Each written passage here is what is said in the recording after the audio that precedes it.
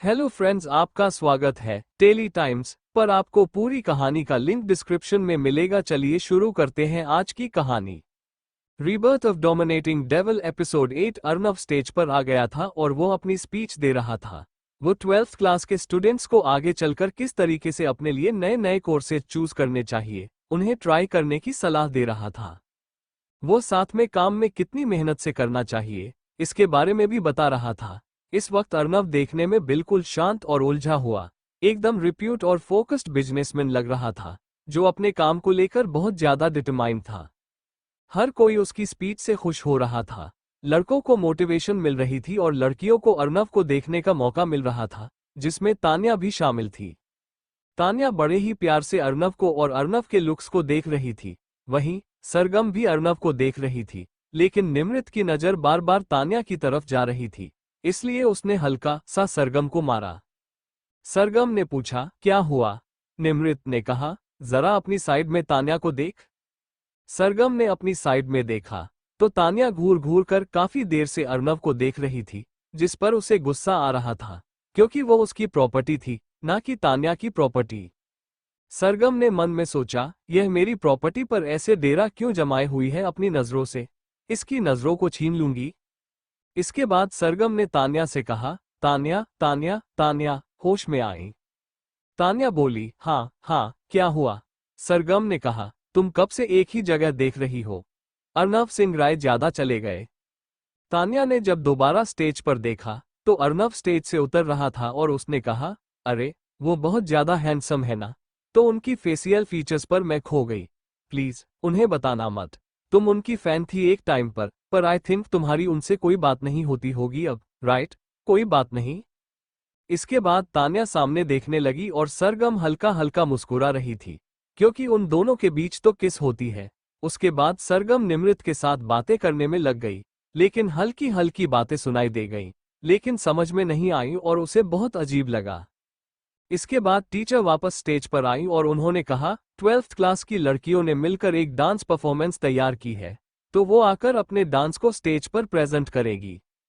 फिर उन्होंने 10th class की सभी लड़कियों को स्टेज पर बुलाया। सरगम, निमृत, तान्या और माया सभी खड़े हो गए और स्टेज की तरफ जाने लगे। अर्नव की नज़र सारी लड़कियों से हटकर सिर्फ सरगम पर थी, जो लाल रंग की साड़ी पहने हुए थी। पूरी ग्रुप में सिर्फ एक सरगम थी जिसे लाल रंग की साड़ी पहनी थी और किसी ने नहीं पहनी थी। ये रंग पहनने के लिए अर्नव ने स्पेशली कहा था। उसकी नज़रें सरगम की कमर पर जा रही थी, जिसने अच्छा खासा शेप ले लिया था इन 2 सालों में, क्योंकि सरगम अब बिल्कुल ही एडल्ट फेस में आ गई थी। सॉन्ग प्ले हुआ और सभी लड़कियों ने अपना अपना डांस परफॉर्मेंस किया। तालियां बजी और उसके बाद टीचर ने कहा, एक स्पेशल डांस परफॉर्मेंस होने वाला है, जो कि हमारी क्लास का लड़का है। वो सोलो डांस परफॉर्म करेगा, तो मैं उसे यहाँ स्टेज पर बुलाना चाहती हूँ। वो लड़का स्टेज पर आया और उसने कहा कि उसे एक लड़की चाहिए अपने साथ डांस करने के लिए। वो लड़का अपनी क्लास का बहुत ही फेमस लड़का था, इसलिए लड़कियां उसके साथ डांस करने के लिए हाथ ऊपर खड़ा कर रही थीं।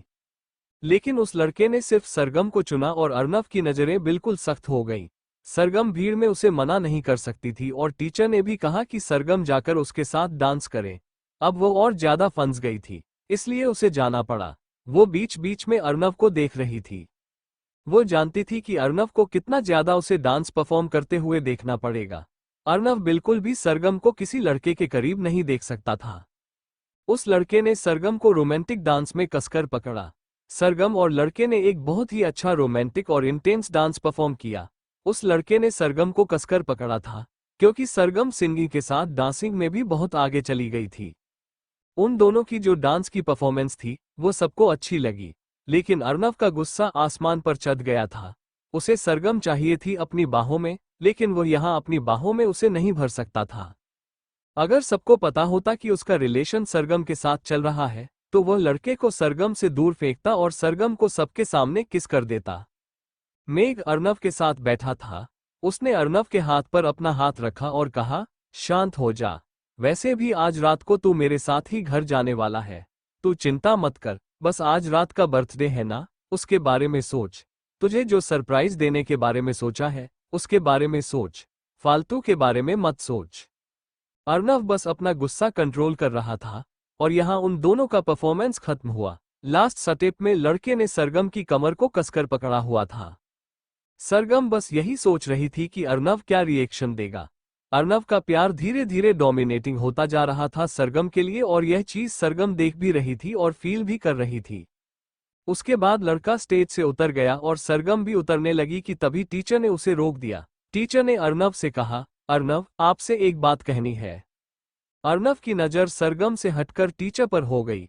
टीचर ने कहा, हमारा स्टूडेंट सरगम मिश्रा का आज 18th बर्थडे है, तो आई वांट कि आप अपने अच्छे से ब्लेसिंग्स के साथ विश करें और केक कट करें। लोगों ने सर हाँ में हिला दिया और सरगम के लिए केक लाया गया। प्रिंसिपल भी स्टेज पर आ गए और सरगम को भी बुला लिया। सरगम ने नाइफ को अपने हाथ में पकड़ा। अर्नव ने उसके पास झुककर सरगम के हाथ को अपने हाथ में ले लिया और धीरे धीरे केक काटने लगा। उसने उसके कान में कहा, तुम मना कर सकती थी उस लड़के को। सरगम बोली, इतनी भीड़ में मना करती तो अजीब लगता, सब बोलते कि मैं रूड हूं। अर्नव ने कहा, आई डोंट केयर, मैं देख लूंगा। क्यों मानी? सरगम घबराते हुए बोली, नहीं नहीं, प्लीज प्लीज डांटना मत। हीरो, मुझे पता है आपको अच्छा नहीं लगता, लेकिन मैं क्या करती। सॉरी, आप जो सजा देंगे मैं ले लूंगी, पर प्लीज डांटना मत। आप सब जानते हो तो मैं रोने लग जाती हूँ। अर्नव ने कहा, सरगम हद से ज्यादा काप कर रही थी, और मैं तुम्हें जबरदस्ती करने पर मजबूर कर रहा था, क्योंकि मुझे बिल्कुल भी पसंद नहीं है कि सरगम के करीब कोई लड़का हो। सरगम ने केक काटा और उसे सबसे पहले अर्नव की तरफ किया। अर्नव ने उस केक को खा लिया और फिर अपना छोटा केक सबके सामने सरगम के मुंह के पास किया और अपनी आंखों से इशारा किया कि वह उसे खाए। सरगम ने अपने होंठ खोलकर उसे खा लिया। माया कब से उनकी मूवमेंट को देख रही थी और उसने तान्या से कहा, यार, मुझे ऐसा लग रहा है कि अर्नव और सरगम के बीच कुछ है। तान्या बोली, तो मैं कह रही हूं कि मेघ और निमृत के बीच कुछ है। माया ने कहा, तू पागल है क्या? ऐसा कुछ नहीं है। तान्या बोली, तो तू भी पागल है। सरगम और अर्नव के बीच कुछ नहीं है, वो सिर्फ अच्छे दोस्त हैं और एक टाइम पर एक दूसरे के पड़ोसी थे। माया ने कहा, तुझे नहीं दिख रहा, लेकिन मुझे दिख रहा है। पक्का अर्नव और सरगम एक दूसरे से प्यार करते हैं, और अगर अर्नव नहीं भी करता तो सरगम तो पक्का करती है, छुप छुप कर प्यार करती है। और इससे पहले कि अर्नव सरगम के हाथ लगे, तुम्हें उसे अपने हाथ लगाना होगा। थोड़ी देर बाद नॉर्मल फंक्शन की तरह वहां पर अलग अलग क्लासेस के डांस परफॉर्मेंस शुरू हो गए, जिन्हें देखने में अर्नव बिजी हो गया। सरगम को लेकर निमृत दूसरी तरफ चली गई, जहां पर खाने का स्टॉल लगा था। वहां बैठकर सरगम और निमृत ने मिलकर खाना खाया। सरगम अब बिल्कुल भी खुश नहीं लग रही थी। निमृत ने सरगम को उदास देखकर कहा, क्या हुआ, नहीं खाना क्या? सरगम ने प्लेट को टेबल पर रखते हुए बोली, निमृत यार, मैंने हीरो को गुस्सा दिला दिया। मुझे उस लड़के को डांस के लिए हाँ बोलना ही नहीं चाहिए था। कितना डोमिनेटिंग नेचर हो गया है उनका। कभी कभी उनके इस डोमिनेटिंग नेचर से डर लगता है। ऐसा लगता है कि वह दुनिया खत्म कर देंगे मेरे लिए। यार, प्यार एक जगह ठीक होता है, लेकिन ये डोमिनेटिंग नेचर मुझे समझ नहीं आता। मैं नहीं चाहती कि वह मेरे लिए डोमिनेटिंग हो जाए। निमृत बोली, डोमिनेटिंग है वो अब से नहीं, उसी दिन से जब वह तुम्हें प्यार करते हैं। तो देख, अब देखो आगे आगे होता क्या है। और तू कसम से उसे इंसान के प्यार से ज्यादा इस डोमिनेटिंग से मोहब्बत करेगी। उसका डोमिनेटिंग का लेवल एक है यार, मतलब उसकी टोन, आवाज, तेरे लिए प्यार, मैंने सब देखा है। बहुत मस्त बंदा है। प्लीज उसके इस डोमिनेटिंग नेचर को आगे रखकर उसे छोड़ मत देना। अगर तू छोड़ भी देगी तो मुझे नहीं लगता कि अर्नव तुझे छोड़ देगा, क्योंकि जहां तक मैंने उसे बिजनेस वर्ल्ड के अकॉर्डिंग सुना है, अगर वो किसी चीज को शिद्दत से चाहे तो पूरी कायनात भी वो चीज उसके कदमों में लाकर रख देती है। सरगम बोली, प्लीज ज्यादा फिल्मी डायलॉग मत बोल, और कोई और सॉल्यूशन। डोमिनेटिंग नेचर नहीं डाइजेस्ट कर पा रही हूं मैं। आज से नहीं, पिछले 6 महीने से नोटिस कर रही हूं, जब से मैं उनके पास ट्यूशन लेने जा रही हूं। जब भी मैं उन्हें क्लास की कोई बात बता देती हूं तो खुश होते हैं, लेकिन कभी कोई लड़के वाली बात आ जाती है। हम कभी मार्केट जाते थे तो मुझे इतना प्रोटेक्ट करके रखते थे कि बस कोई आदमी गलती से भी मुझे टच न कर दे। भीड़भाड़ वाली इलाके में अगर कोई इंसान गलती से मुझे टच करके आगे निकल भी गया तो क्या बिगड़ गया? इतने गुस्से से उसे बोलते थे, कभी कभी तो ये बोलते थे कि जान से मार दूंगा, ये कर दूंगा, वह कर दूंगा। मुझे ये चीज टॉलरेट नहीं होती है, और मैं नहीं चाहती कि वह ऐसे बने। मुझे उनका प्यार चाहिए, डोमिनेटिंग लव नहीं चाहिए। Dominating love, pure love, dark love. I don't know कि यह सब क्या होता है। मेरे हिसाब से तो लव लव होता है। अब उसमें अलग अलग वैरायटी आ गई है, तो मैं क्या कर सकती हूँ? तुझे वैरायटी नजर आ रही है, तो उसमें भी मैं क्या कर सकती हूँ? अब तुझे या तो इस डोमिनेंट नेचर को साइड करके सिर्फ उसके लव को देखना चाहिए या उस इंसान को छोड़ देना चाहिए। वैसे भी कौन सा तो उसके साथ किस आगे बढ़ गई है। और अगर तू छोड़ना चाहती है तो अभी छोड़ दे, क्योंकि मुझे नहीं लगता कि तू जब कॉलेज आ जाएगी तो वो इंसान तेरी बॉडी को छोड़ेगा। सरगम ने कहा, वो ऐसे नहीं है। मुझे पता है, जब मैं उन्हें बोलूंगी तभी वो मेरे पास आएंगे, वरना नहीं आएंगे। निमृत बोली, अच्छा है कि वह तभी तेरे करीब है जब तू उन्हें बोलती है, वरना वह तेरी बॉडी के साथ कुछ गलत ना करे, वरना अगर तू चाहेगी भी तो भी नहीं छोड़ पाएगी। दोनों ने खाया और वापस ऑडिटोरियम में आ गए। वहां पर अर्नव नहीं था, कहीं चला गया था। सरगम ने कहा, तू बैठ, मैं देख कर आता हूं कहाँ गया है। निमृत ने हाँ किया और फिर वो ऑडिटोरियम के गेट के पास से ही बाहर चली गई। थोड़ी देर बाद तान्या और माया की नजर भी उस पर गई और वह अचानक से गायब हो गया था। तान्या बोली, मैं देख कर आती हूँ। माया ने कहा, ओके जाओ। उसके बाद माया परफॉर्मेंस से ज्यादा मेघ के ऊपर नजर रख रही थी। तभी निमृत उसके पास आई और बोली, एक्चुअली आई वॉन्ट हेल्प। मेघ ने कहा, यस वॉट हेल्प।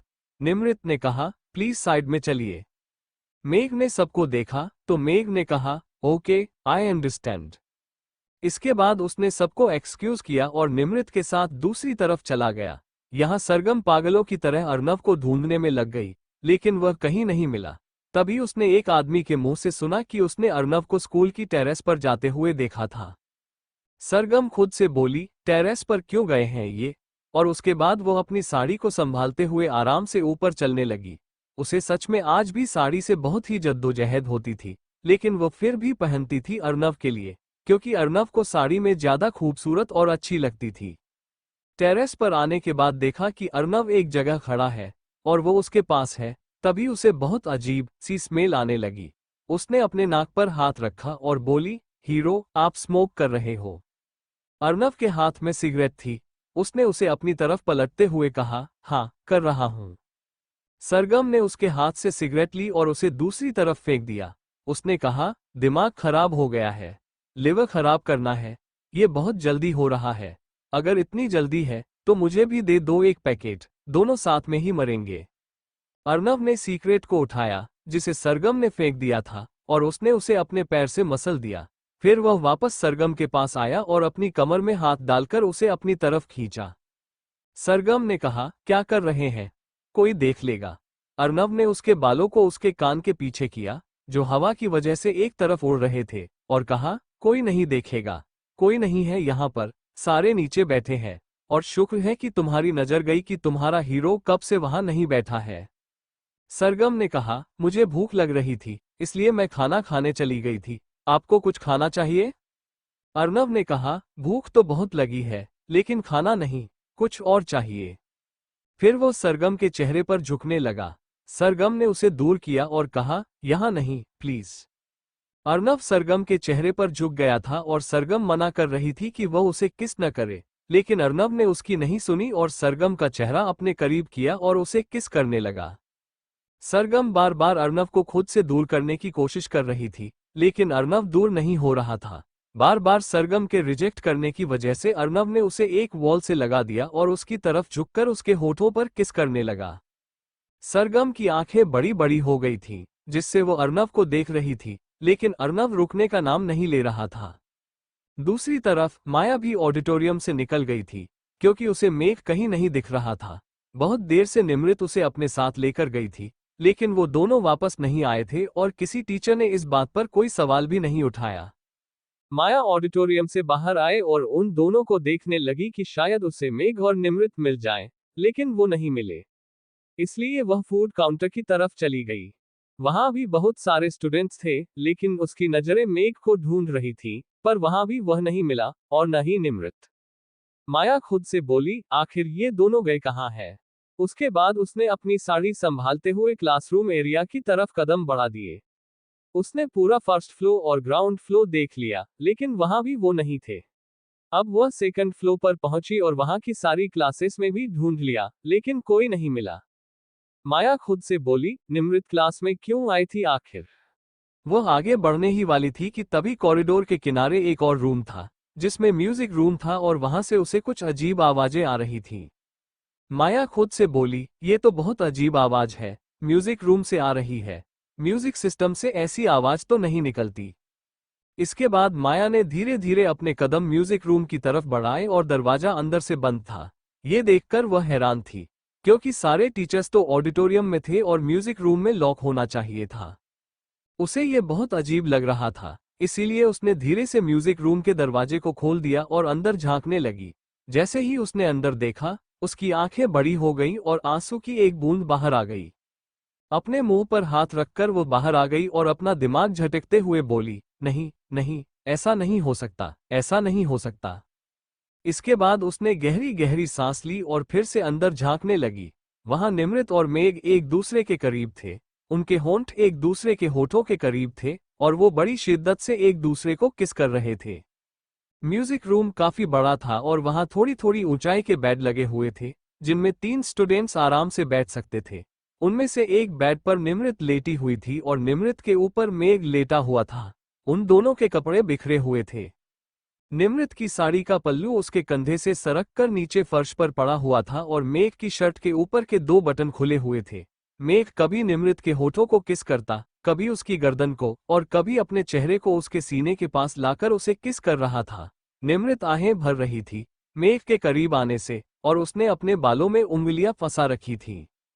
माया से ये सब और देखा नहीं गया, इसलिए वो बाहर आ गई।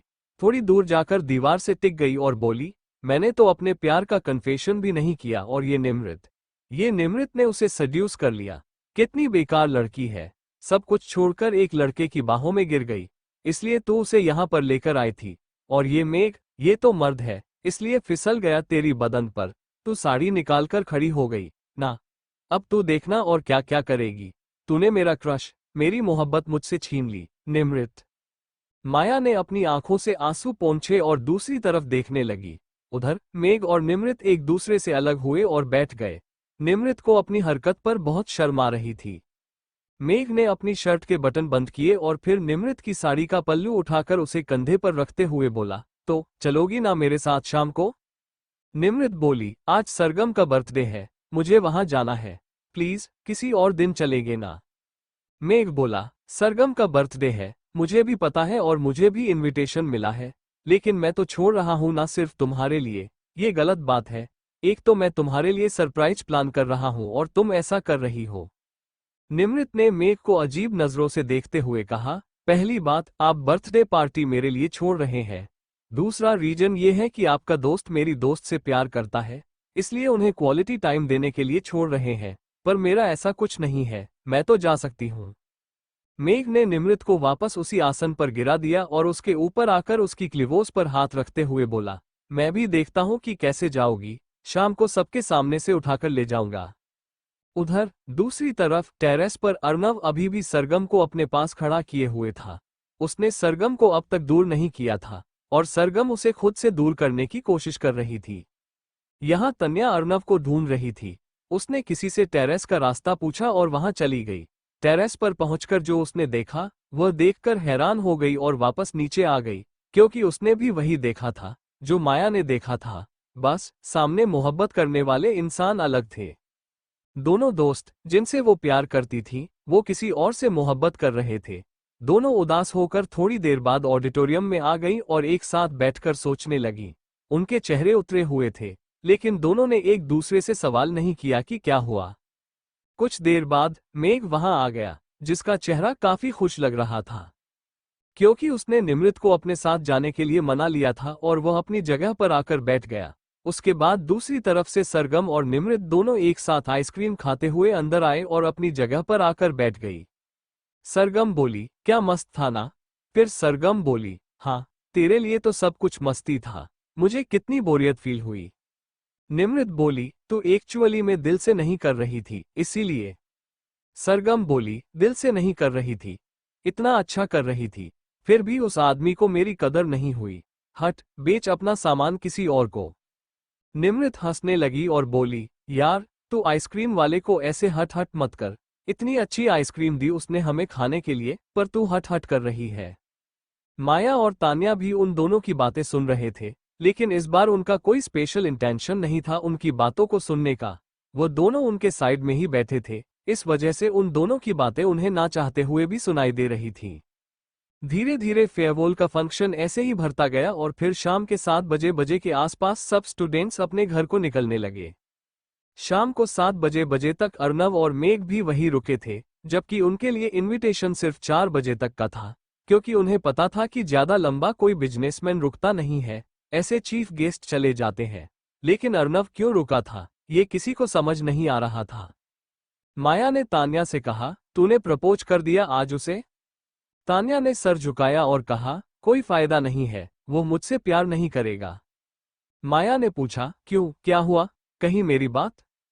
उसने अपनी बात को अधूरा छोड़कर ध्यान से तान्या को देखा। तान्या ने हाँ कर दिया और बोली, सरगम और अर्नव को मैंने एक दूसरे को किस करते हुए देखा था, पर डोंट वरी, मेरा नहीं हुआ तो कोई बात नहीं, लेकिन मैं सरगम को भी अर्नव का होने नहीं दूंगी। ये लड़की सिर्फ और सिर्फ फायदा उठा रही है यार, लव का और कुछ नहीं, यह कोई प्यार नहीं करती। माया ने भी खुद से कहा, सही कह रही है, निमृत भी बस मेघ का फायदा उठा रही है, उससे ज्यादा कुछ नहीं। स्टूडेंट्स की भीड़ थी, इसीलिए हर कोई किसी को नहीं देख पा रहा था। निमृत और सरगम एक साथ निकले, और उसके बाद निमृत दूसरी तरफ चली गई जहां पर मेघ की गाड़ी थी। सरगम को समझ आ रहा था कि वो वहां क्यों जा रही है। उसने खुद से कहा, मेरा बहुत ही कैंसल कर दिया और इसके साथ जा रही है। बेदिल औरत कहीं की, एक दिन कैंसल नहीं कर सकती थी, लेकिन नहीं, प्यार के साथ जाना जरूरी है। यहाँ देखो, मेरा प्यार मेरे बर्थडे पर भी मेरे पास है। उसके बाद उसने न जाने कितनी गालियां निमृत को वहां खड़े खड़े दे दी। तभी उसका फोन बजने लगा। उसने देखा कि अर्नव का उसे कॉल आ रहा है। उसने उसे तुरंत पिक कर लिया और कहा, मैं गाड़ी में पिछले आधे घंटे से तुम्हारा इंतजार कर रहा हूं, चलना है या नहीं, पैदल आ जाओगी क्या? सरगम ने कहा, होटल आ रही हूं, और फिर वो वहां से दूसरी तरफ चली गई। तान्या और माया भी स्कूल गेट से निकल गई। तभी माया ने सरगम को एक बड़ी सी लग्जरियस गाड़ी की तरफ जाते हुए देखा और उसने तान्या को कहा, उधर देख। तान्या ने भी उधर देखा तो सरगम जल्दी से उस गाड़ी की तरफ गई। उसने गाड़ी का ड्राइविंग सीट का दरवाजा खोला। अर्नव बाहर आया और उसने दूसरी तरफ से जाकर साइड वाला दरवाजा खोला। सरगम उसमें जाकर बैठ गई और अर्नव भी वापस ड्राइविंग सीट पर आकर बैठ गया। उसने ड्राइवर को भेज दिया था क्योंकि वो डायरेक्ट होटल जा रहे थे यहाँ से और उनकी फैमिली वहीं मिलने वाली थी। माया ने कहा, दोनों की दोनों दोस्त पैदा इसी बेशर्म है, कैरेक्टरलेस है, पक्का कोई ना कोई बेकार काम करने जा रही होगी इनके साथ। तान्या ने आगे अपनी गाड़ी की तरफ बढ़ते हुए कहा, हमें क्या, पार्टी करने चलते हैं, मेरा मूड बहुत खराब है, पार्टी करेंगे तो सब ठीक हो जाएगा। माया ने हाँ किया और फिर वो दोनों तान्या की कार में बैठे और तान्या ने कार को ड्राइव किया और वहां से निकल गई। निमृत और मेघ अपनी डेस्टिनेशन पर निकल गए और वो दोनों होटल के लिए जा रहे थे। 1 घंटे बाद जूम स्पार्कल होटल। अर्नव ने डायरेक्ट प्लेसमेंट में जाकर कार को पार्क किया और फिर वो दोनों कार से उतरे और लिफ्ट की तरफ चले गए। वहीं ऊपर 3rd फ्लोर पर सरगम का बहुत ही सेलिब्रेशन था। वहां के लॉबी एरिया में कोई भी मौजूद नहीं था सिवाय सारिका, वशिष्ठ, विक्रम और मिताली के, क्योंकि वो सारा का सारा एरिया अर्नव ने खरीद लिया था सिर्फ सरगम की पार्टी के लिए। मिताली ने कहा, कहाँ रह गए ये दोनों, फेयरवेल खत्म हुए तो बहुत टाइम हो गया है। सारिका एक जगह बैठते हुए बोली, आ जाएंगे। मिताली भी उसके पास आकर बैठ गई। तभी विक्रम को वो दोनों लिफ्ट से बाहर आते हुए नजर आए और उन्होंने कहा, लो, आ गए दोनों। सबने अपना सर उठाकर उस तरफ देखा। सारिका बोली, साड़ी चेंज करके क्यों नहीं आए? बर्थडे केक के साड़ी में कटेगा क्या? मिताली ने कहा, टाइम नहीं मिला होगा, अभी पूछ लेते हैं, अगर साड़ी में करना होगा तो साड़ी में कर लेगी, वरना कपड़े तो ले ही है। सरगम जल्दी से वशिष्ठ के पास चली गई और उसके गले लग गई।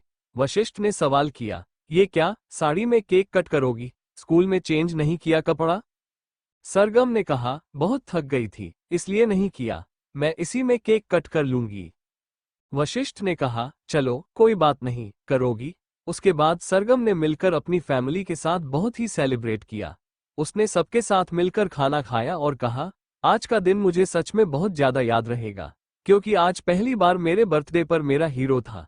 इससे पहले जितने भी बर्थडे थे उस पर अर्नव नहीं था।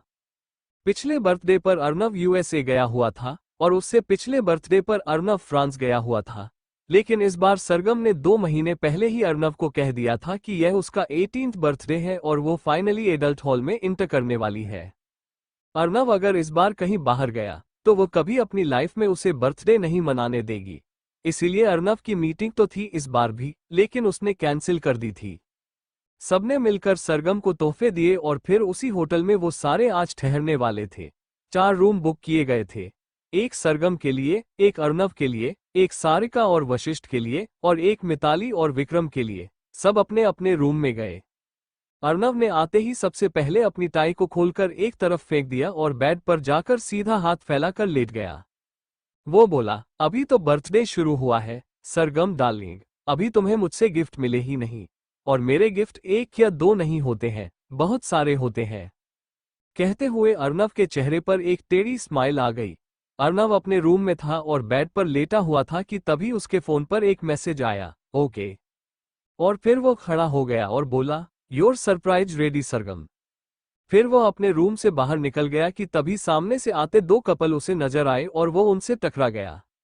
अर्नव ने कहा, सॉरी। सामने वाले ने कहा, इट्स ओके। और वो दोनों अपनी रूम की तरफ चले गए। अर्नव सरगम के कमरे की तरफ चला गया।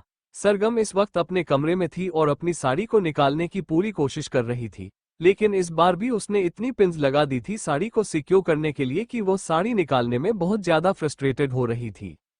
उसे गुस्सा आ रहा था कि वो क्यों साड़ी पहनती है, लेकिन फेयरवेल में तो साड़ी ही पहनी जाती है।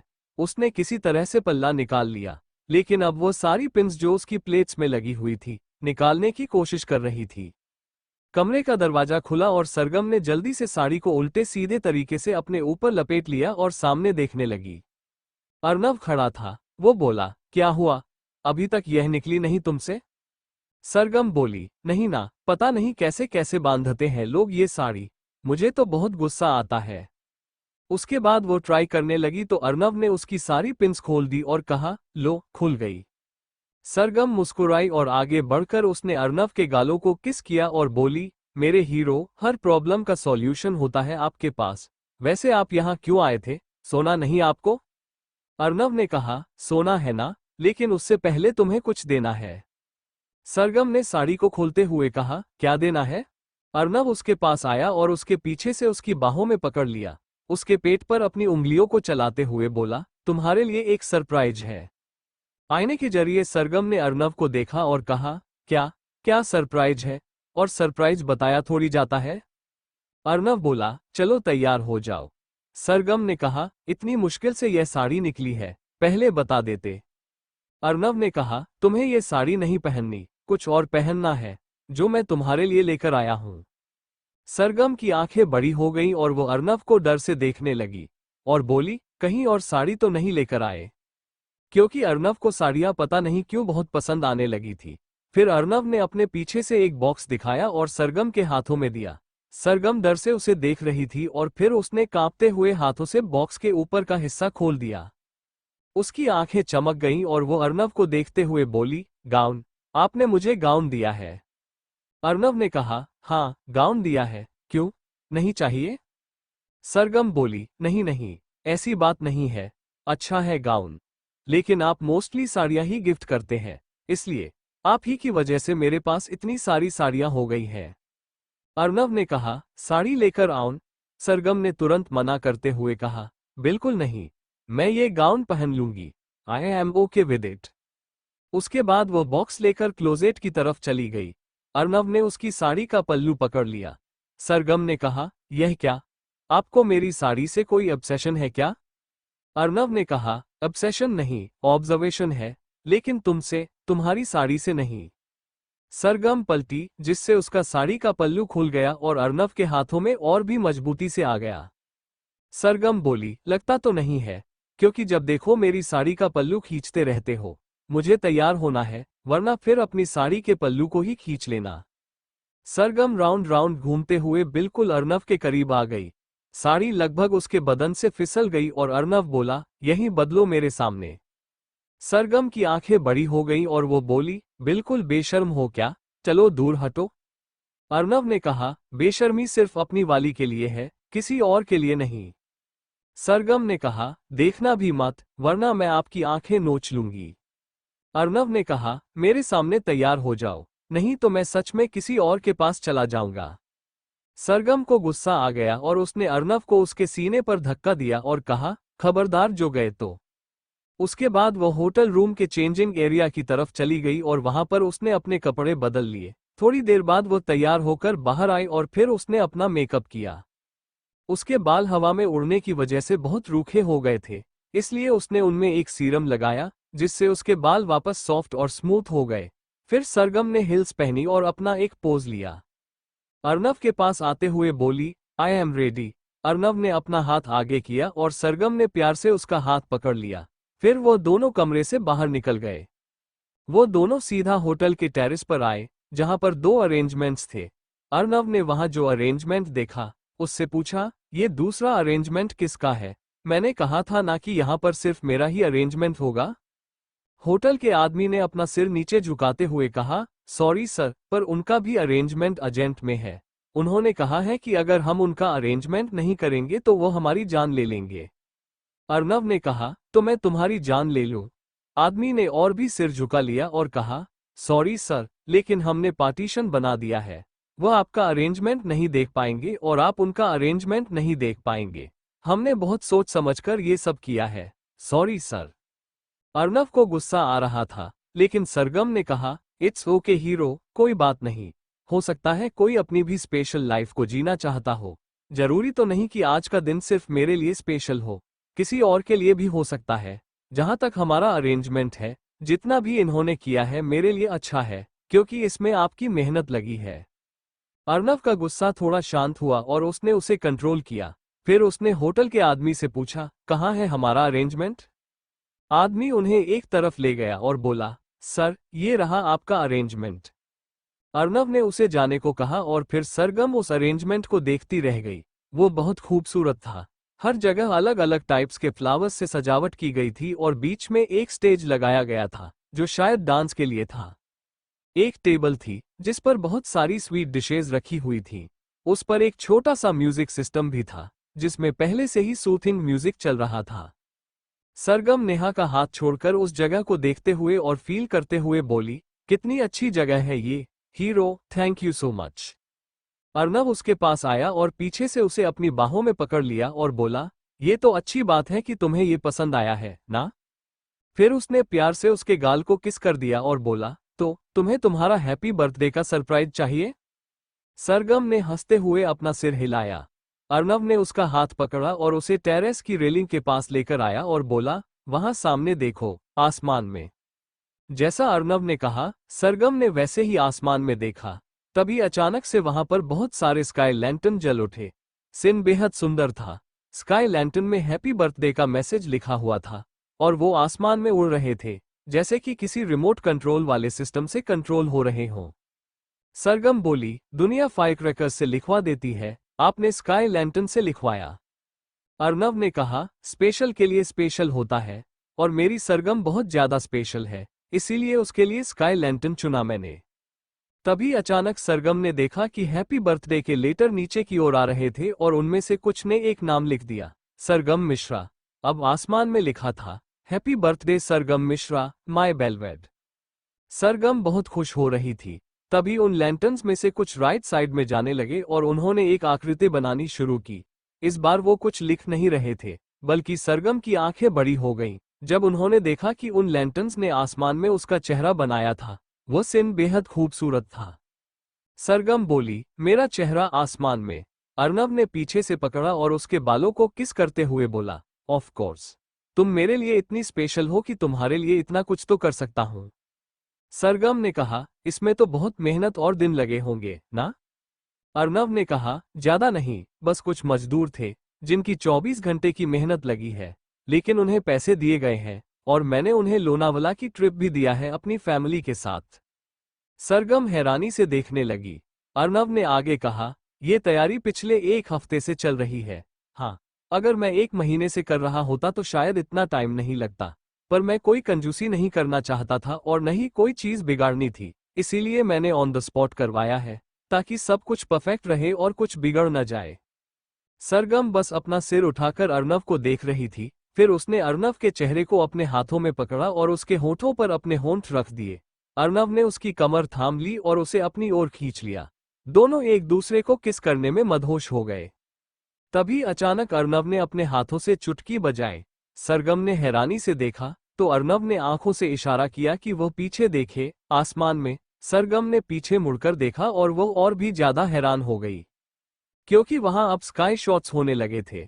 उन शॉट्स ने एक वीडियो बनाई थी जिसमें सरगम की पूरी लाइफ जर्नी दिखाई जा रही थी, उसकी फैमिली, अर्नव, निमृत और उसकी यादें। सरगम की आंखों में आंसू आ गए। ये सब देखकर उसने कसकर अर्नव को गले लगा लिया और बोली, यह मेरा आज तक का बेस्ट बर्थडे गिफ्ट है, thank you so much. Arnav ने प्यार से उसके माथे को चूम लिया और बोला, अगर तुम्हें पसंद आया तो बहुत अच्छी बात है, अगर नहीं आया तो जिन्होंने यह अरेंजमेंट किया है उनकी जान जाती है।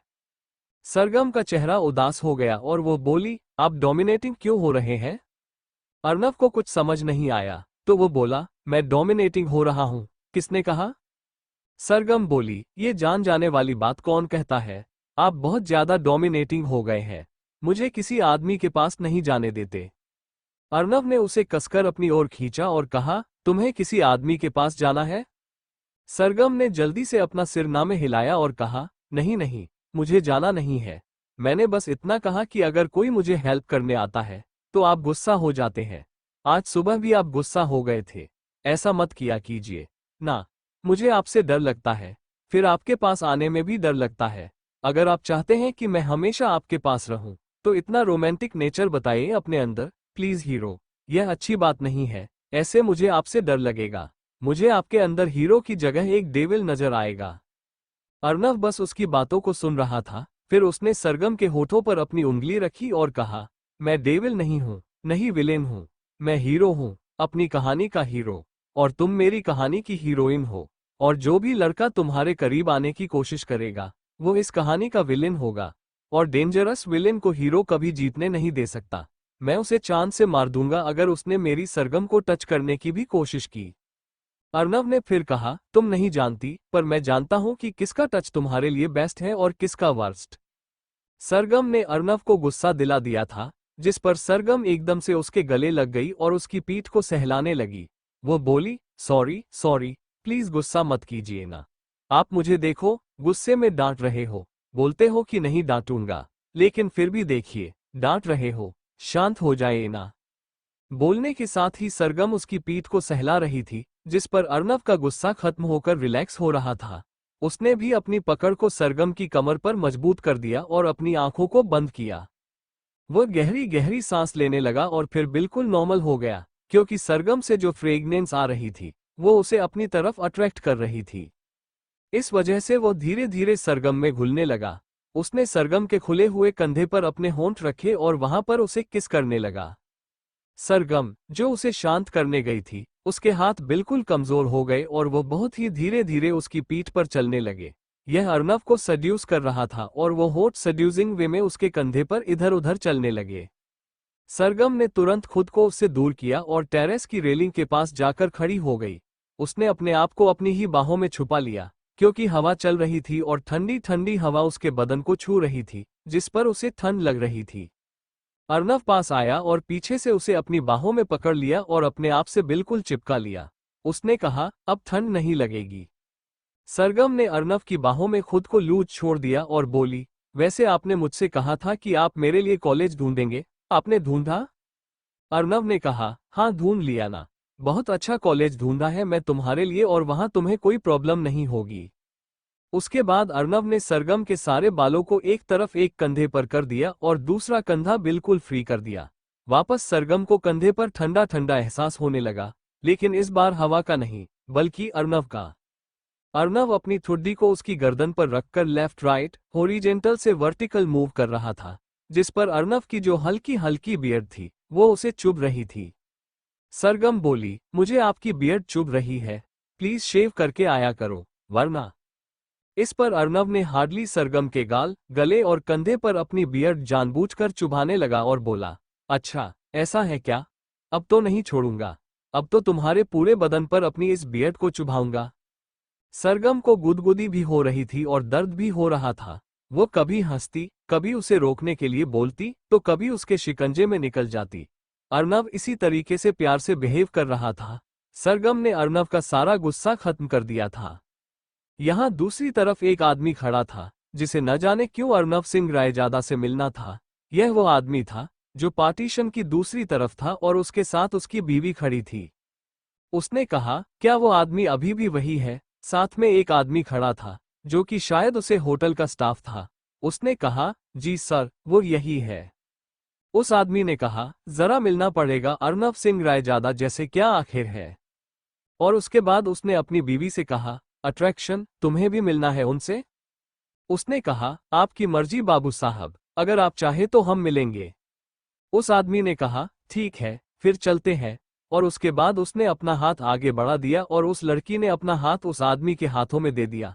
वो आदमी पार्टीशन के दूसरी तरफ आ गया और वह लड़की और वह आदमी बिल्कुल हैरान हो गए, क्योंकि अर्नव सरगम को प्यार करने में बिजी था। तभी उस आदमी ने कहा, देखने से तो लगता है कि आप बहुत ज्यादा रोमांटिक हैं, अर्नव सिंह रायजादा जी। अचानक से आवाज आई, जिस पर अर्नव बिल्कुल शांत हो गया और सरगम भी हैरान हो गई।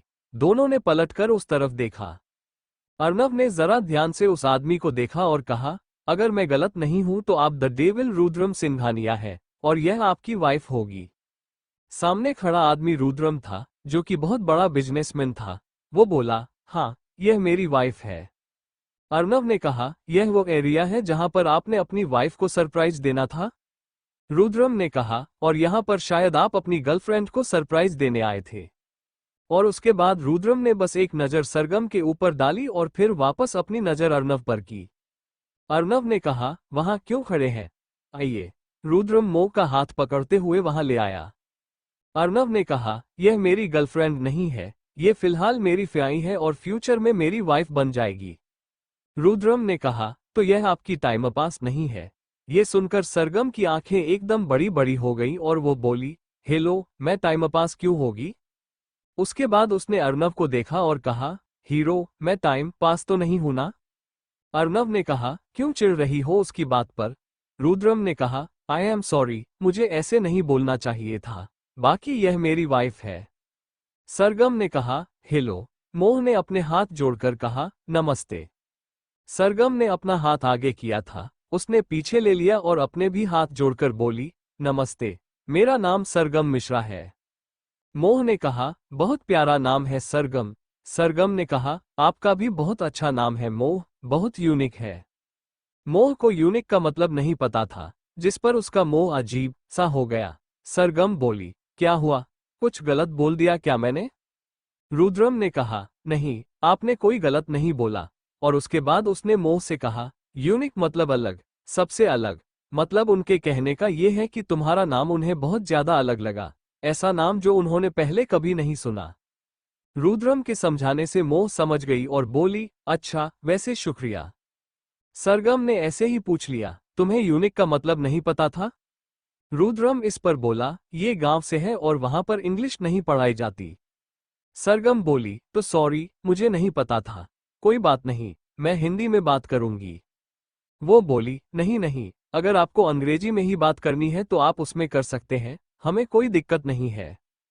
सरगम बोली, अगर मैं इंग्लिश में बात करूंगी और तुम हिंदी में बात करोगी, तो तुम्हारी बात मैं समझ जाऊंगी, लेकिन मेरी बात तुम कैसे समझोगी? और ऐसे तुम्हारे बीच बात ही नहीं हो पाएगी। बात करने के लिए एक लैंग्वेज का होना जरूरी है, मेरा मतलब है, एक भाषा का होना जरूरी है ना। मोह के चेहरे पर मुस्कान आ गई, क्योंकि कोई बहुत समय के बाद उसे मिला था, जिसने उसकी लैंग्वेज, जो कि असल में भारत की है, उसका मजाक नहीं बनाया था, बल्कि उसको समझा था। मोह बोली, ऐसी तो कोई बात नहीं है, और वैसे भी हमें नहीं पता कि शहर वालों के साथ कैसे बात की जाती है, उनकी बात करने का ढंग क्या है, और अगर हमसे गलती से कोई गलती हो गई तो फिर आपको अच्छा नहीं लगेगा। सरगम इस पर हैरानी से कभी मोह को देखती तो कभी रुद्रम को, और फिर बोली, आपके पति तो शहर के ही लगते हैं, जैसे आप उनके साथ कंफर्टेबल हो, मेरे साथ भी हो जाओगे, क्या इशू है? कोई इशू नहीं है। अभी ये दोनों तो बिजनेसमैन हैं, ये दोनों अपना बिजनेस का टॉप करेंगे। मुझे तो इनका बिजनेस का टॉप बिल्कुल अच्छा नहीं लगता, पता नहीं क्या बात करते हैं, सरगम ने कहा। तब तक अर्नव ने गुस्से से उसे देखा और कहा, मेरा बिजनेस तुम्हें फालतू लगता है? सरगम बोली, और नहीं तो क्या, मेरा म्यूजिक बहुत अच्छा है। मेरा म्यूजिक, मेरा डांस, मेरा गाना कितना अच्छा है, और आपका है? अर्नव ने गुस्से से उसकी बाजू पकड़कर अपनी तरफ खींचा और कहा, बताता हूं तुम्हें। रुद्र ने कहा, आई नो आपको रोमांस करना है, बट सच में मुझे आपके साथ एक बिजनेस रिलेटेड बात करनी है, सो कैन वी? अर्नव ने गहरी सांस ली और कहा, हाँ, वाई नॉट, उसके बाद करना। रुद्रम एक तरफ हो गया और सरगम का हाथ पकड़कर उसे आराम से टेबल के पास ले आया और उसे बिठा दिया। फिर वह तुरंत बोली, आपके हस्बैंड को भी साड़ी से ऑब्जेक्शन है क्या? मतलब साड़ी से कोई जुनून है क्या? मोह ने अपनी साड़ी को देखा और कहा, क्यों, कुछ गड़बड़ है क्या साड़ी में? मोह ने कहा कि वो बहुत अच्छी लग रही है, तो सरगम बोली, नहीं नहीं, साड़ी तो बहुत सुंदर लग रही है। ऐसी रेड कलर की साड़ी मेरे पास भी है, मैंने सुबह में पहन दी थी अपने स्कूल फेयरवेल में। आप बताएं ना, आपकी भी हस्बैंड को कोई ऑब्जेक्शन है साड़ी से? क्योंकि मेरे बॉयफ्रेंड को तो बहुत ज्यादा है, हमेशा मुझे साड़ी में देखना चाहते हैं, कभी नॉर्मल कपड़ों में देखना ही नहीं चाहते। मोह मुस्कुराई और बोली, शायद वो आपको ऐसे विदेशी कपड़ों से ज्यादा हिंदुस्तानी कपड़ों में अच्छी लगती हो। सरगम इस पर बोली, मतलब बाहुबली, मतलब हमारे हिंदुस्तानी कपड़े लोगों को ज्यादा अच्छे लगते हैं ना? हमारा पहनावा सबसे अलग होता है दुनिया में। हमारे पिताजी ने बताया था कि अगर सबसे अलग बोली और पहनावा कहीं है, तो वह हमारे हिंदुस्तान में है। शायद इसीलिए उनको आपके ऊपर साड़ी ज्यादा अच्छी लगती है कि विदेशी कपड़ों से ज्यादा। सरगम ने खुद के कपड़ों को देखा। ये कपड़े भी तो अर्नव उसके लिए लेकर आया था, लेकिन हाँ, अर्नव को वह साड़ी में ज्यादा अच्छी लगती थी। और वो खुद से ही बोली, तो क्या इसीलिए लाते हैं मेरे लिए साड़ी कि उन्हें मुझे हिंदुस्तानी दिखाना है, या इन्हें मेरी कमर छूने का बहाना चाहिए? सरगम ने इस ख्याल को झटक लिया और कहा, अच्छा, वैसे आप कहाँ से हैं? मुंबई में कहाँ से? वो बोली, हम मुंबई के बाहर एक गांव है, राधे राधे गांव, हम वहां से हैं। शादी के बाद हम यहाँ आ गए अपने पति के साथ। सरगम बोली, मैं मुंबई से हूँ, एक लग्जरी एरिया है वहां से, और ये एक पॉश एरिया में रहते हैं, जहां पर बहुत बड़े बड़े मेंशन होते हैं, बहुत बड़े बड़े घर, ऐसा कि भूल भुलैया जैसा। मैं जब पहली बार गई थी तो सच में गुम गई थी वहां पर। मोह की आंखें बड़ी बड़ी हो गई और बोली, सच में? और भी बड़े बड़े घर हैं? हमें लगता था कि सिर्फ इनका बड़ा घर है, वह भी भूल भुलैया जैज है। लेकिन हमें रास्ता याद हो गया, क्योंकि हमें बस खाने की टेबल से कमरे तक ही जाना है और कहीं तो जाते ही नहीं हम। सरगम बोली, क्यों, कभी बाहर नहीं गई अकेली? मोह बोली, अकेले नहीं जा सकते, डर लगता है। और ये देखिए ना, चोट लग गई हमें अपनी मनमानी में। हम जल्दी जल्दी सीढ़ियों से उतर रहे थे और गिर गए, और आज अस्पताल में भर्ती होना पड़ा था। सरगम की आंखें बड़ी हो गई उसकी चोट देखकर, क्योंकि अब जाकर उसकी नजर मोह की पत्तियों पर गई थी, और बोली, सच में बहुत ज्यादा पेन होता होगा ना? मैं तो कभी टॉलरेट ना कर सकती। अगर मुझे ऐसी चोट लगी होती ना, तो मेरे हीरो पूरा दिन मुझे अपनी गोद में उठाकर रखते और मुझे बहुत अच्छा लगता, क्योंकि वो मुझे पूरा दिन पैम्पर करते। तो तुम्हारे हस्बैंड भी तुम्हें पूरा दिन पैम्पर करते होंगे, है ना? मोह में बड़ी मासूमियत से सवाल किया, यह क्या होता है? सरगम सोच में पड़ गई, क्योंकि उसे हिंदी में नहीं पता था, तो उसने कहा, एक मिनट, मैं गूगल करके बताती हूँ कि क्या होता है पैम्पर। और उसके बाद सरगम ने अपना फोन निकाला और उसमें गूगल पर लिख दिया, what is the meaning of pamper in Hindi. जैसे ही सरगम को मीनिंग पता चला, उसने तुरंत मोह से कहा, लाड़ प्यार करना, सर पर चढ़ा देना, जैसे दादा दादी करते हैं ना बच्चों के साथ, मतलब बहुत ज्यादा प्यार करते हैं, लालन पालन करते हैं, सेटिस्फाई करते हैं, मतलब संतुष्ट करते हैं। मोह बोली, अच्छा, वैसे लाड़ करते हैं? ये मेरे साथ बहुत प्यार करते हैं, हमेशा मेरी खुशी देखते हैं, अपनी परिवार वालों से लड़ते हैं मेरे लिए, क्योंकि मैं ज्यादा पढ़ी लिखी नहीं हूं ना। सरगम बोली, तो आपकी फैमिली बहुत ही ज्यादा कंजर्वेटिव सोच की है। अगर आपकी शादी मेरे घर में होती, मतलब मेरा कोई भाई होता और उसके साथ होती ना, तो मेरी फैमिली बहुत ज्यादा पैम्पर करती आपको, मतलब लालन पालन करती। मोह मुस्कुरा दी, और ऐसे ही दोनों में बहुत सारी बातें होती रहीं। सरगम वैसे तो उम्र में बड़ी थी, लेकिन उन दोनों की बातों से ऐसा लग रहा था कि मोह बड़ी है और सरगम छोटी। और यहाँ दूसरी तरफ अर्नव और रुद्र ने एक मीटिंग फिक्स कर ली थी। उन दोनों ने डिसाइड किया था कि वो एक प्रोजेक्ट पर साथ में काम करेंगे। बात करने के बाद वो उन दोनों के पास आए और रुद्र मोह के पास गया और उसे ध्यान से खड़ा किया और कहा, चलिए अट्रैक्शन, अब चल कर सोते हैं। मोह ने अपना सिर हाँ में हिला दिया और फिर वो सबको बाय बोलकर वहां से चला गया। आज सच में मोह को बहुत अच्छा लगा था। वो आज कुछ ऐसे लोगों से मिली थी जो उसे अपने लगे थे। सरगम जाते हुए अर्नव से बोली, कितने अच्छे हैं ना ये। अर्नव ने कहा, बहुत अच्छे हैं, और चलो हमें भी अपने कमरे में जाना चाहिए। पहले थोड़ा सा रोमांस करेंगे और फिर सो जाएंगे एक दूसरे की बाहों में। सरगम बोली, हर दिन नहीं, आज मेरा बर्थडे है तो आज मैं सिर्फ आपकी बाहों में सोऊंगी, उससे ज्यादा कुछ नहीं करूंगी। अर्नव ने सरगम को अपनी गोद में उठा लिया और कहा, चलो सो जाना, कोई प्रॉब्लम नहीं है। और उसके बाद प्यार से वो उसे रूम की तरफ ले गया। सुबह का वक्त, सिंह रायजादा मैंशन सुबह के 11 बजे और सरगम की नींद अब जाकर खुली थी। उसे हल्की हल्की उलझन हो रही थी और अभी भी वह हल्की हल्की नींद में थी। उसे अपने ऊपर हल्का सा दबाव महसूस हो रहा था, लेकिन उसे पता था कि ये दबाव देने वाला अर्नव है। वो उसे अपनी बाहों में लिए सो रहा था।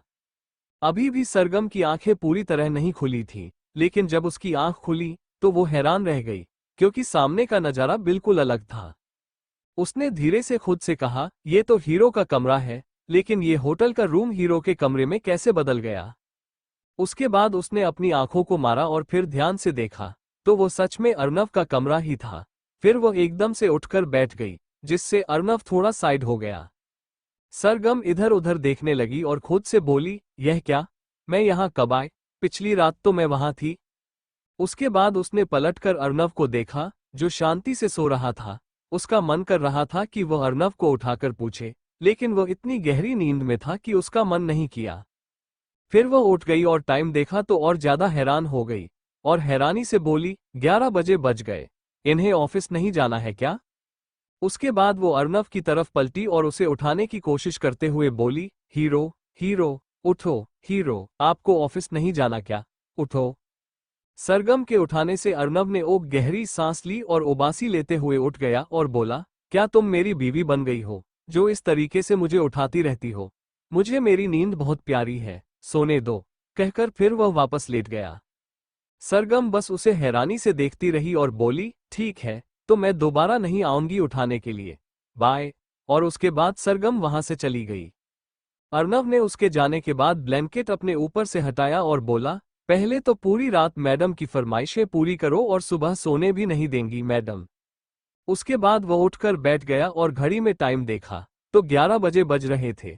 उसने ज्यादा रिएक्ट नहीं किया और अपना फोन उठाया, जिसमें उसके असिस्टेंट के 10 कॉल थे। अर्नव ने उसे कॉल किया। सामने से उसके असिस्टेंट ने फोन पिक किया तो अर्नव ने कहा, एक बार फोन नहीं उठाया तो तुम्हें समझ में नहीं आता कि मैं बिजी हूं। उसकी आवाज काफी कठोर थी, जिससे असिस्टेंट समझ गया कि वो सो रहा था। असिस्टेंट बोला, सॉरी सर, वो मीटिंग है ना, तो आपको याद दिलाने के लिए कॉल कर रहा था। कैंसिल कर दो आज की मीटिंग, अर्नव ने कहा। असिस्टेंट ने कहा, ओके बॉस। अर्नव ने पूछा, कितने बजे है।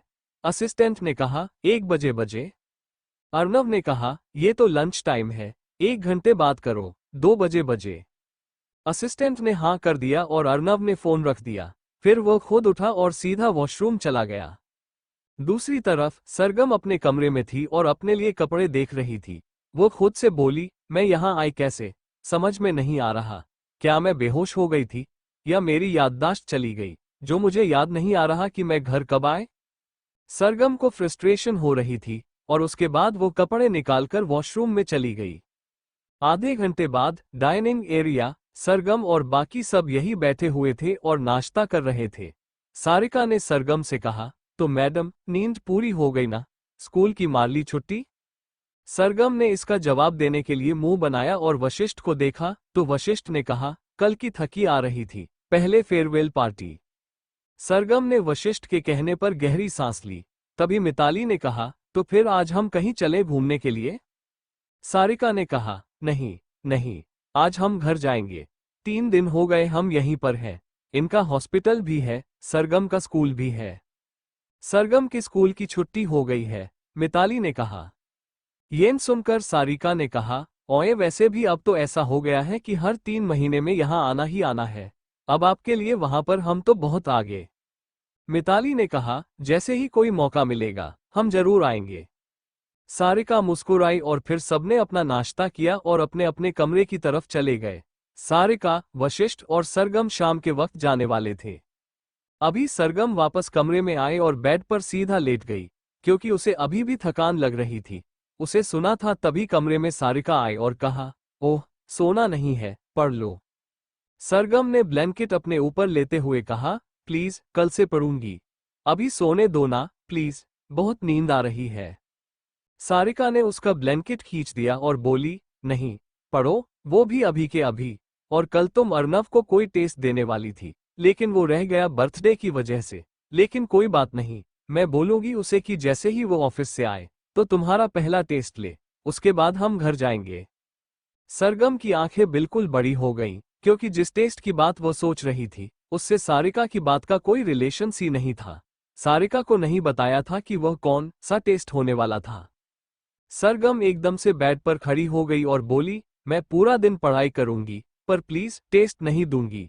प्लीज प्लीज, मुझे नहीं होगा, मैं थक गई हूं। उसके बाद सरगम अपनी टिमटिमाती हुई आंखों से सारिका को देखने लगी, जिस पर सारिका ने अंत में कहा, ठीक है, पर पढ़ लो। सरगम ने कहा, थोड़ी देर सो जाने दो, उसके बाद पक्का पूरा टाइम पढ़ूंगी। कोई मस्ती नहीं करूंगी, चाहे तो आप मेरा फोन ले जाओ। और उसके बाद सरगम ने अपना फोन उठाकर सारिका को दे दिया। सारिका ने कुछ पल फोन को देखा और फिर उसे खोलकर देखा तो उसमें बटरफ्लाई की वॉलपेपर लगी थी। सारिका ने पूछा, पासवर्ड क्या है इसका? सरगम की सिट्टी पिट्टी बंद हो गई, क्योंकि पासवर्ड था अर्नव द हीरो और आगे अर्नव का ही वॉलपेपर लगा हुआ था। वह बोली, आप क्या करोगे पासवर्ड को जानकर? आपको फोन मिल गया ना, आपको पता चल गया ना कि मैं फोन नहीं चलाऊंगी। अभी मुझे सोने दो, मुझे बहुत नींद आ रही है। और उसके बाद सरगम जल्दी से ब्लैंकेट लेकर वापस लेट गई। सारिका कुछ पल वही खड़ी रही, लेकिन बाद में उसने सरगम का फोन लेकर निकल गई। उसे अपनी नालायक बेटी पर बिल्कुल भी भरोसा नहीं था। क्या पता वो फोन पर विश्वास रखकर उसे रख देती और नींद के आड़ में फोन चलाती रहती। सरगम जाकर लेट गई और हल्का सा पलटी। उसने गहरी सांस लेते हुए कहा, मम्मी चली गई। मेरी भी मती मारी गई थी जो मैंने अपना फोन दे दिया, लेकिन अच्छा हुआ, पासवर्ड नहीं बताया और किसी को भी पता नहीं है। ये फोन नहीं खुलेगा, इसमें इतनी सारी मेरी और हीरो की फोटो हैं कि अगर कोई देख लेता तो पूरे घर में बखेड़ा खड़ा हो जाता और मुझे और हीरो को लाइन में लगा देते। सारे सवाल करते और मुझे तो ये कहते कि अभी तो तू बच्ची है, बच्ची प्यार नहीं कर सकती। ऐसे अट्रैक्शन, क्रश, फालना धीमकाना करेंगे। क्या पता यह मेरा सिर्फ प्यार है, प्यार मेरे दिल के अंदर है, प्यार की घंटी बज गई है, लेकिन ये गरीब लोग नहीं जानते। इसके बाद सरगम ने अपने ऊपर ब्लैंकेट लिया और सो गई। उसे नींद नहीं आ रही थी, बल्कि उसे अपने ऊपर अजीब सी कोई चीज चलती हुई महसूस हो रही थी। ऐसा लगा कि वह आसमान में है और तितलियां उसके ऊपर उड़ रही है। उसके चेहरे पर बार बार स्माइल आ रही थी और वह हल्का हल्का हंस रही थी। तभी उसे कुछ दर्द सा एहसास हुआ और उसने चिल्लाते हुए कहा, तितली, मुझे काटा, तितली ने काटा। उसके बाद सच में ही उठकर बैठ गई। वहां पर अर्नव था, जिसने उसके पेट पर बाइट किया था। सरगम की आंखें बिल्कुल बड़ी हो गईं। अर्नव ने उसे वापस पकड़कर बेड पर लेटाया और उसके चेहरे पर झुकते हुए बोला, तुम सो रही थी। सरगम ने कहा, यह कैसा सवाल होता है? सो रही थी तो सो रही थी, नींद आ रही थी। अर्नव ने कहा, और तुम मुझे उठा रही थी। सरगम ने कहा, आपको कंपनी जाना है। अर्नव ने कहा, स्कूल तो तुम्हारा भी था, आज तुम क्यों नहीं गई? सरगम ने कहा, हीरो टाइम देखो, टाइम 12 बजे बज गए हैं और मुझे बहुत नींद आ रही है, प्लीज सोने दीजिए। अर्नव ने एक गहरी सांसें लेते हुए हाँ कहा और सरगम ने ब्लैंकेट को अपने ऊपर ले लिया। अर्नव बिजनेस सूट पहने हुए था और बिल्कुल तैयार था। उसने सरगम को परेशान कर अपना मूड खराब नहीं करना चाहा, क्योंकि उसे पता था कि सरगम फिलहाल बिल्कुल भी उसके पास नहीं आएगी। वो नींद में थी और चिढ़ जाएगी। अर्नव ने बस उसके चेहरे से हल्का सा ब्लैंकेट हटाया और उसके माथे को चूमा, फिर वो वहां से चला गया।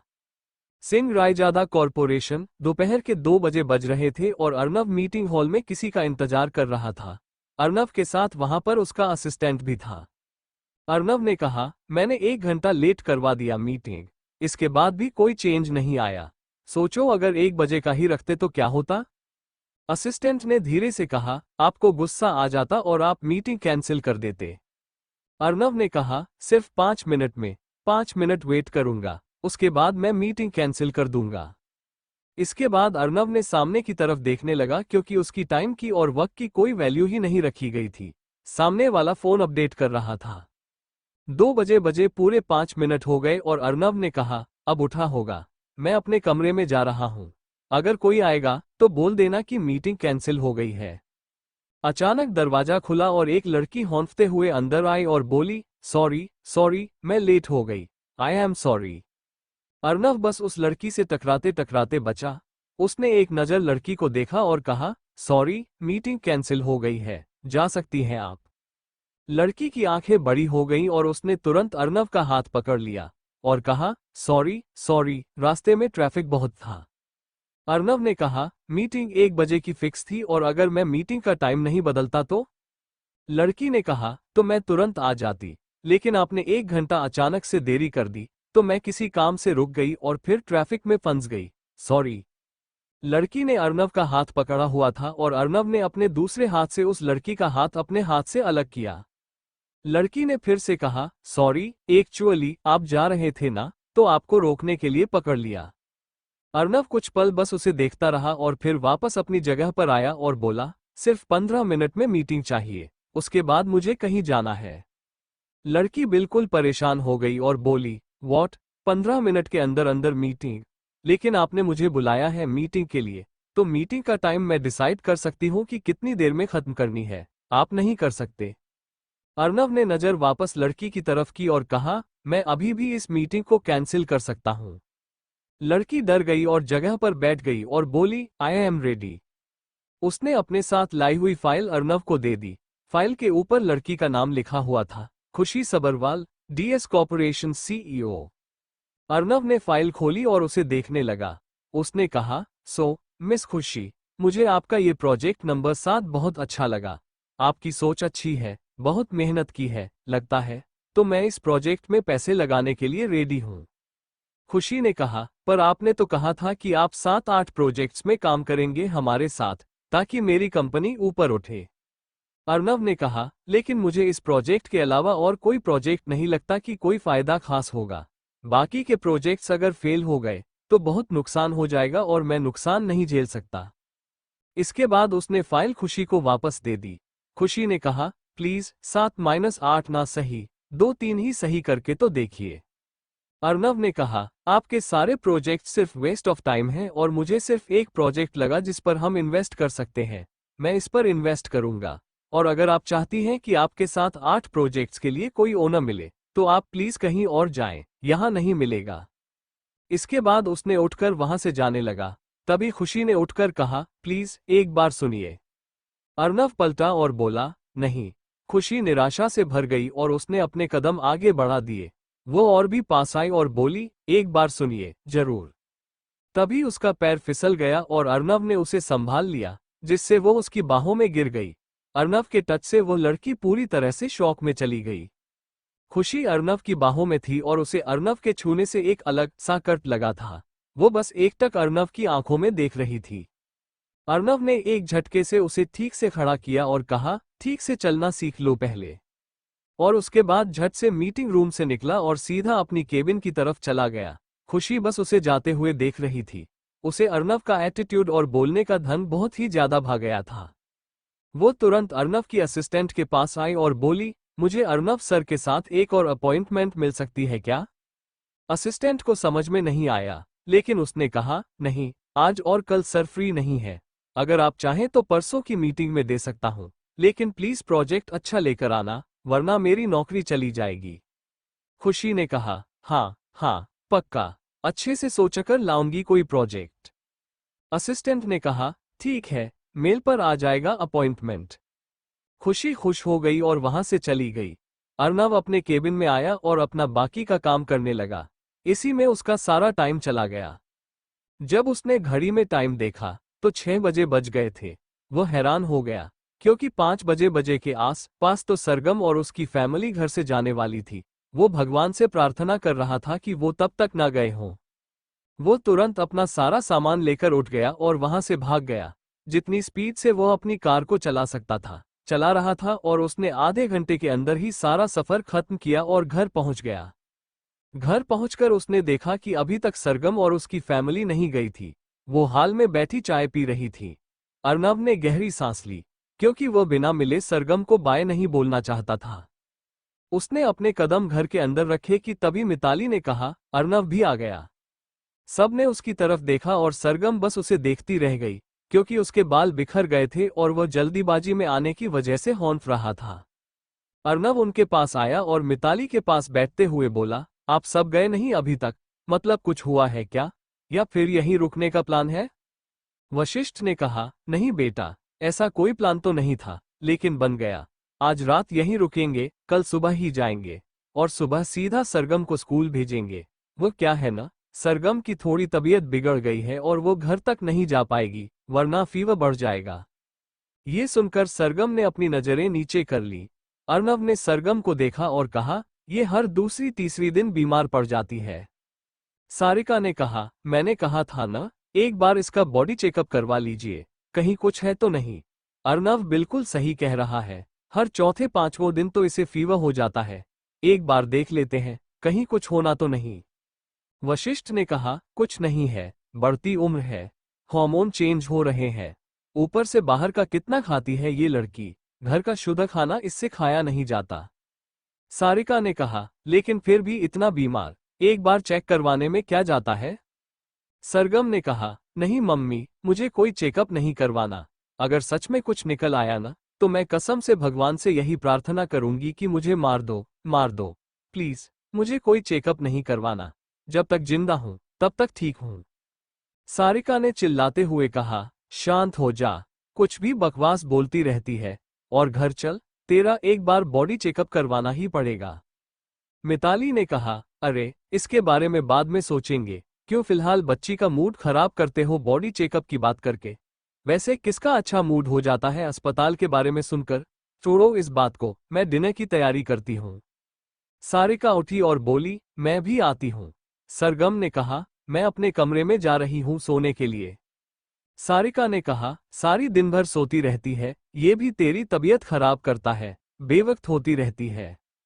सरगम ने कहा, नींद आ रही है, क्या करूं? सारिका ने कहा, नहीं सोना है, फिर रात को नींद नहीं आएगी और मेरा दिमाग खाएगी कि नींद नहीं आ रही। सरगम उदास होकर अपने कमरे में चली गई और अर्नव भी अपनी जगह से उठा और कहा, मैं भी जाता हूं। इसके बाद अर्नव अपने कमरे में नहीं गया, बल्कि सरगम के पीछे पीछे उसके कमरे में गया।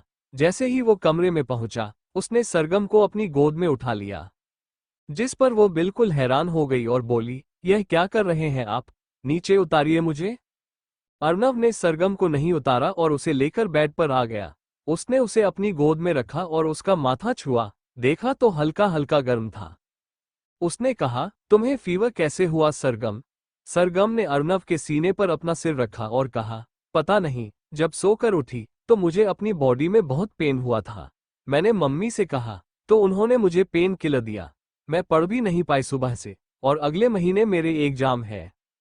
अर्नव ने उसका हाथ पकड़ा और कहा, मैं हूं ना पढ़ाने के लिए, टेंशन मत लो। और अगर तुमने एग्जाम की टेंशन में खुद को फीवर किया है, तो बहुत गलत किया है। सरगम ने कहा, मैंने नहीं ली टेंशन। क्यों सबको ये लगता है कि मैं पढ़ाई की टेंशन लेती हूँ? मैं नहीं लेती पढ़ाई की टेंशन। अर्नव ने उसके बालों में हाथ चलाया और बोला, चलो कोई बात नहीं, अगर पढ़ाई की टेंशन नहीं लेती हो तो ये बहुत अच्छी बात है। सरगम और अर्नव काफी देर तक ऐसे ही बैठे रहे। फिर अर्नव ने सरगम को नीचे बिठा दिया और खुद खड़ा हो गया। उसने अपनी शर्ट के बटन खोलने शुरू कर दिए। सरगम उसे देख रही थी और बोली, आप क्या करने की सोच रहे हैं? अर्नव ने शर्ट निकाली और वापस उसकी तरफ आया। उसके ऊपर झुकते हुए बोला, तो तुम्हें क्या लगता है कि मैं क्या करने की सोच रहा हूं? सरगम ने अपने हाथों को उठाया और अर्नव की गर्दन पर रखा और कहा, वैसे तो मुझे आपके इरादे कभी अच्छे नहीं लगते, लेकिन क्या पता कभी आपके इरादे अच्छे हो जाएं। अर्नव ने सरगम की थोड़ी को उठाया और उसे किस करते हुए कहा, तुम्हारे मामले में मेरे इरादे कभी नेक नहीं हो सकते, कभी भी नहीं। फिर उसने अपने होठों को ऊपर सरकाते हुए उसके होठों को दबा दिया।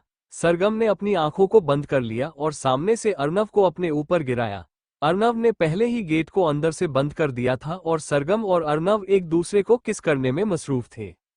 अर्नव के हाथ सरगम की पीठ पर थे और बार बार उसकी टॉप के अंदर अपना हाथ लेकर जाने का रास्ता बना रहे थे। सरगम की आंखें अभी बंद थीं और उसने अपने हाथों को अर्नव के सीने पर रखा हुआ था। अर्नव उसके होठों को किस करने के साथ साथ फोर्सफुली बाइट भी कर रहा था, जिस पर सरगम के सिसकियां निकल रही थी। अर्नव और भी ज्यादा एग्रेसिव और इंटेंस होकर उसे किस कर रहा था। कुछ पल बाद उसने उसके होठों को आजाद किया और अपने होठों को उसकी गर्दन पर रखा। सरगम ने अपने हाथों को उसकी पीठ पर ले जाकर वहां पर चलाना शुरू किया। उसे अर्नव का ये फोर प्ले रोमांस बहुत पसंद था। अर्नव ने अपने हाथ को उसके टॉप के अंदर लेकर गया और उसे ऊपर की तरफ उठा दिया। सरगम ने धीरे से कहा, हमारी शादी नहीं हुई है हीरो, पता है ना? ये सब पति पत्नी शादी के बाद करते हैं। अर्नव ने उसे किस करना बंद किया और उसके चेहरे को देखते हुए बोला, लेकिन भूलो मत, हमारी शादी हो गई है। मैंने तुम्हें एक बार अपनी पत्नी बनाया था। सरगम ने कहा, एक दिन के लिए बनाया था, लाइफटाइम के लिए नहीं। मुझे बहुत अच्छे से याद है आपने कैसे मुझे बेवकूफ बनाया था। अर्नव ने कहा, मैंने तुम्हें बेवकूफ नहीं बनाया था, कुछ बताया नहीं था। सरगम ने अपने चेहरे को दूसरी तरफ किया तो अर्नव ने उसकी गर्दन पर वापस अपने हाथ रख दिए। सरगम ने कहा, हाँ, आपने मुझे गुड टच के बारे में बताया था और आपका टच अच्छा नहीं, एक्सीलेंट है। I love your touch. इसके बाद सरगम ने वापस अर्नव को किस किया। दोनों एक दूसरे में खोए हुए थे। सरगम का शरीर धीरे धीरे तप रहा था। यह अर्नव की मोहब्बत की गर्मी थी या सच में उसका बुखार बढ़ रहा था, ये तो पता नहीं था, लेकिन धीरे धीरे उसका शरीर कांप रहा था और बहुत गर्म हो रहा था। अर्नव को शुरू में लगा कि शायद प्यार की गर्मी है, इसीलिए उसने एस बड़ी ई के टेम्परेचर को बढ़ा दिया। फिर उसने सरगम का टॉप निकाल दिया ताकि उसे ज्यादा गर्मी न लगे और वो उसके क्लिवोस के पास आकर उसे किस करने लगा। ये प्यार हॉट रोमांस में बदल रहा था, लेकिन कोई फायदा नहीं हो रहा था। धीरे धीरे सरगम की बॉडी का टेम्परेचर बढ़ते ही जा रहा था। अर्नव को समझ नहीं आ रहा था क्योंकि खुद उसकी बॉडी का टेम्परेचर अब नॉर्मल हो गया था, लेकिन सरगम की बॉडी का टेम्परेचर क्यों बढ़ रहा था। वो उससे दूर हुआ और देखा कि सरगम का चेहरा धीरे धीरे लाल हो गया है। एक पल के लिए उसे लगा शर्म से हुआ है, लेकिन जब उसने उसके कांपते हुए होठों को देखा जो अजीब तरीके से फड़फड़ा रहे थे, तो उसे लगा कि यह शर्म से नहीं बल्कि बुखार से हो रहा है। अर्नव ने उसे वापस टॉप पहना दिया और उससे दूर हो गया। उसने ड्रॉअर से थर्मामीटर निकाला और उसे साफ करके सरगम से बोला, सरगम, इसे मुंह में लगाओ। सरगम ने नाम में ही कुछ बुदबुदाया तो अर्नव ने कहा, सरगम, मैंने कहा ना, इसे अपने मुंह में लगाओ, वरना मैं बाहर जाकर बता दूंगा कि तुम्हें फीवर हो गया है और वो तुम्हें हॉस्पिटल में एडमिट कर देंगे। सरगम ने धीरे से अपना मुंह खोल दिया और अर्नव ने थर्मामीटर उसकी जीभ के नीचे लगा दिया। थोड़ी देर में जब थर्मामीटर से आवाज आने लगी तो अर्नव ने उसे उसके मुंह से निकाला और देखा कि सरगम को 102 डिग्री बुखार था। उसने सरगम को उठाया और कहा, इतना तेज बुखार है और तुम ऐसे ही बैठी हो, दवाई खाई थी? सरगम ने कहा, हाँ, खाई थी, पर तुम्हें दोबारा खाना है डिनर के बाद, ठीक है? और मेरे सामने खाओगी क्योंकि मुझे पता है तुम फेंक देती हो दवाई, अर्नव ने कहा। सरगम ने अपना सिर नीचे झुका लिया। तभी अर्नव का फोन बजने लगा। वो हैरान हो गया कि इस जगह से उसे कॉल क्यों आ रहा है, इसलिए वो फोन लेकर वॉशरूम की तरफ चला गया। किसी ने कुछ कहा और अर्नव को गुस्सा आ गया। मैं आ रहा हूं, अर्नव ने कहा और फोन काट दिया। इसके बाद अर्नव जल्दी से तैयार होकर बाहर जाने लगा। सरगम ने पूछा, कहाँ जा रहे हो? अर्नव ने जवाब दिया, कुछ काम है, आ जाऊंगा, तुम डिनर कर लेना। उसके बाद अर्नव वहां से चला गया। घर के बाहर बाइक खड़ी थी और मेघ, तरुण और अक्षत उसका इंतजार कर रहे थे। अर्नव मेघ के पीछे बैठा और वो चारों एक जगह के लिए निकल पड़े। मेघ ने कहा, यार, कितनी बेशर्म है वो औरत, हमें इतना कहा कि उस कमरे में कोई लड़की मत भेजना, लेकिन वो फिर भी भेजती है। शायद उसे अपनी जान प्यारी नहीं है। एक दिन तुझे उसे मारना ही पड़ेगा। अर्नव ने कहा, एक दिन क्यों, आज ही उसकी जान ले लूंगा। इसके बाद वो सभी बाइक रेड लाइट एरिया के पास पहुंच गए। Thank you for listening. मुझे उम्मीद है आपको ये स्टोरी पसंद आई होगी।